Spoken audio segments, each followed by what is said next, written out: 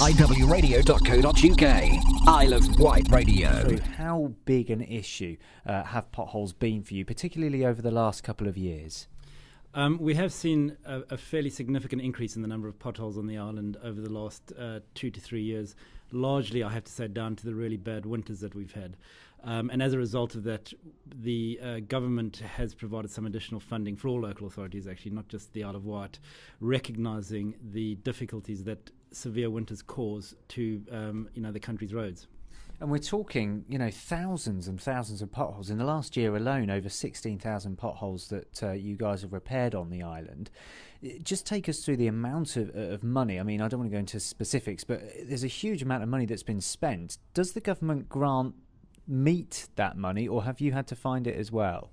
No, the government grant doesn't meet that money and wasn't intended to. The government grant was intended to recognise that there was additional burden on local authorities over and above what we'd normally expect in a normal, run-of-the-course year where we don't have a severe winter. So we've had to find the money from our own budgets, but that has been topped up by, was roughly about £900,000, if I remember correctly, from the government.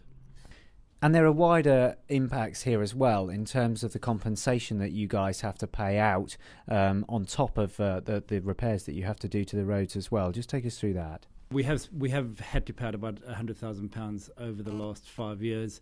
We've seen a tailing off of that this year, largely because of the amount of work we've actually had to do on our roads. And clearly this will be one of the key benefits of the Highways PFI project, because we'll bring all the roads up to a much higher standard and they will be properly maintained for 25 years and beyond. So, again, the Highways PFI will bring that benefit to the local authority. What is the deal with the PFI? Is it that if a pothole appears, it has to be repaired? What's the agreement, or has the agreement been made yet? I mean, that will come out in the final contract, but essentially potholes will have to obviously be repaired as they currently are. There will be intervention levels, and those will differ from road to road. So, for example, if it's a particularly busy road and the pothole is not severe, we wouldn't want to close the road, cause a congestion to fix something. So it will depend on the location of the pothole, etc. But that will be part of the PFI contract and what the PFI contractor will be expected to deliver for the island. And you believe that, I know there have been critics of the PFI, but you believe that the PFI will be a good thing, and that incidents like the amount of potholes that we've got here will not be that high in the future?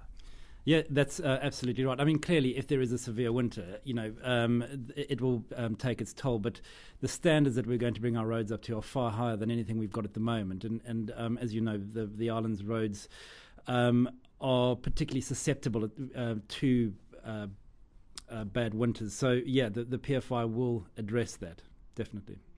And just finally, I mean, I guess it's on that point as well. Ultimately, you're at nature's, hands, aren't you? You can't really do that much about it.